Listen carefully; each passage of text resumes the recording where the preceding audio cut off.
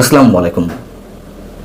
আমাদের পররাষ্ট্র মন্ত্রণালয়ের নির্বুদ্ধিতার কারণে, অপরিপক্কতার কারণে ডক্টর ইউনূস সরকার, এটুকু বলা যেতে পারে, আবারও ভারতের কাছ থেকে মাঝারি ধরনের একটা ধাক্কা খেতে যাচ্ছে। কেন? কারণটি হচ্ছে, পররাষ্ট্র মন্ত্রণালয় থেকে একটি বিবৃতি দেওয়া হয়েছে ভারতকে উদ্দেশ্য করে, যেখানে বলা হচ্ছে যে আওয়ামী লীগের শীর্ষ নেতাকর্মীরা প্রতিবেশী ভারতে আশ্রয় নিয়েছে, সেখানে তারা দলীয় রাজনৈতিক কার্যালয় স্থাপন করে বিভিন্ন কর্মকাণ্ড পরিচালনা করে আসছে, যা অন্তর্বর্তী সরকারের নজরে এসেছে।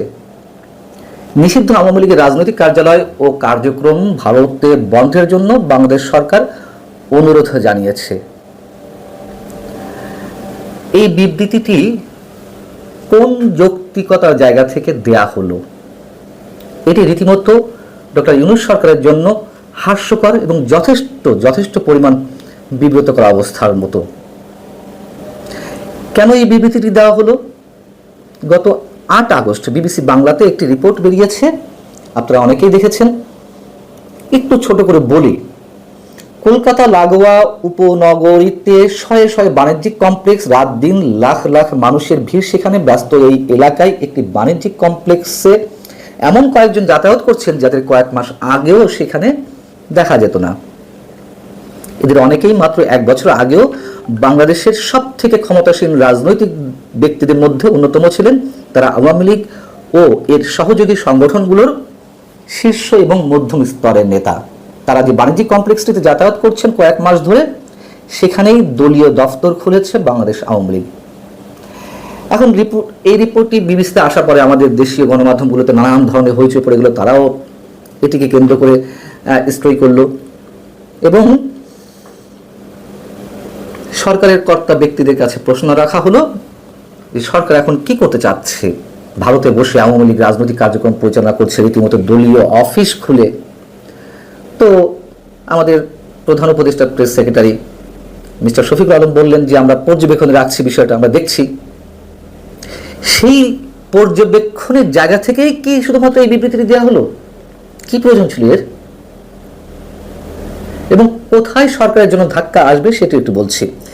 এবং বিবৃতিতে কি বলা হলো যে নিষিদ্ধ আওয়ামী লীগের নেতারা ভারতের মাটিতে বসে বাংলাদেশকে অস্থিতিশীল করছে।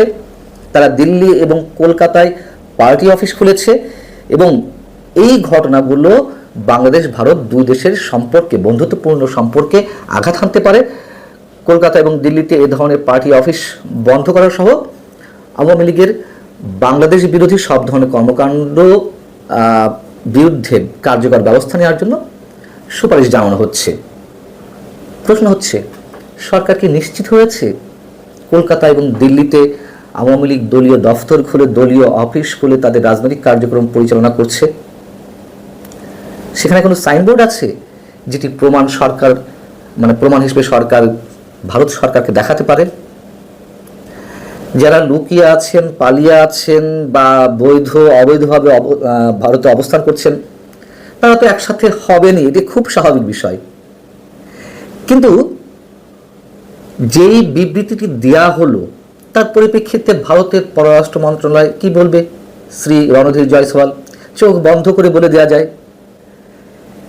তারা নিশ্চিতভাবে বলবেই যে এ ধরনের কোনো বিষয় আমাদের জানা নেই।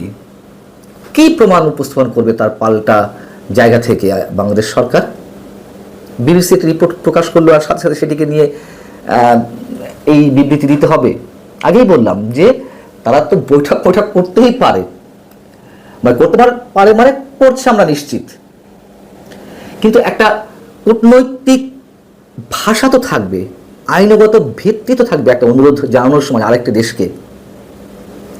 এখন ধরে নিলাম যে প্রত্যর্পণ চুক্তি রয়েছে, সেই প্রত্যর্পণ চুক্তিও তো ভারত মানছে না। হ্যাঁ, শেখ হাসিনাকে ফিরিয়ে দেওয়ার ক্ষেত্রেও তারা সেটি মানছে না। সেখানেও তো ক্লজ রয়েছে, যদি ওই রাষ্ট্র মনে করে, যে রাষ্ট্রে সংশ্লিষ্ট ব্যক্তি আশ্রয় নিচ্ছেন সেই রাষ্ট্র যদি মনে করে ওই ব্যক্তির নিজ রাষ্ট্র তার ক্ষেত্রে অন্যায় আচরণ করছেন বা বিচারের বিষয়টি রাজনৈতিক উদ্দেশ্য প্রণোদিত, তাহলে কিন্তু তারা ফেরত দিবে না। কোথা থেকে আমরা তাদেরকে আটকাবো? এবং এর বাইরে যে অভিযোগগুলো উঠছে সেগুলো তো ভাষা। এখন এই বিষয়েও যারা পালিয়ে আছেন বা ভারতে অবস্থান করছেন, পররাষ্ট্র মন্ত্রণালয় তো একাধিকবার বলেছে যে এগুলো আমাদের নিজস্ব বিষয়, আমরা দেখব। আমি ভারতের পররাষ্ট্র মন্ত্রণালয়ের কথা বলছি। শেখ হাসিনাকে যে ফেরত চাওয়া হয়েছে, ফেরত চেয়ে একাধিকবার চিঠি দেওয়া হয়েছে, তার কোনো রেসপন্স, মানে পজিটিভ রেসপন্স আসছে? ভারত সরকার তো বলছে বারবার যেটি আমাদের নিজস্ব বিষয়।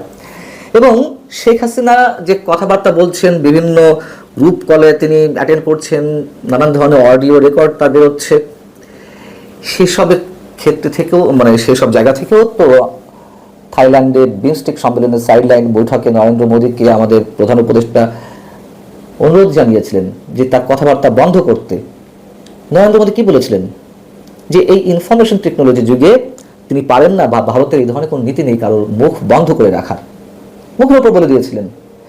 সেই বিষয়টি আবার press secretary mister Shafiqul Alam তিনি বাংলাদেশে কি বললেন গণমাধ্যমকে, এবং একই সঙ্গে তার ফেসবুকে লেখালেখি করলেন। নরেন্দ্র মোদী বিশাল গুরুত্ব দিয়েছেন, তিনি বিষয়টি দেখছেন। তার এই বক্তব্যের পরে আবার পাল্টা বিপরীত প্রতিক্রিয়া দেখা দিল ভারতের বিভিন্ন গণমাধ্যমে, সে দেশে পররাষ্ট্র মন্ত্রণালয়ের রেফারেন্স দিয়ে, যে নরেন্দ্র মোদী একেবারেই সে ধরনের কোনো কথা বলেননি, আমি দেখছি, আমি গুরুত্ব দিচ্ছি। বিষয় হচ্ছে যে বঙ্গবন্ধুর বাড়িটি তো আর 32 নম্বরে নেই, সেখানে শোক জানানো যাবে না, শোক জানানোতে ভয়, কি না কি হয়ে ওঠে।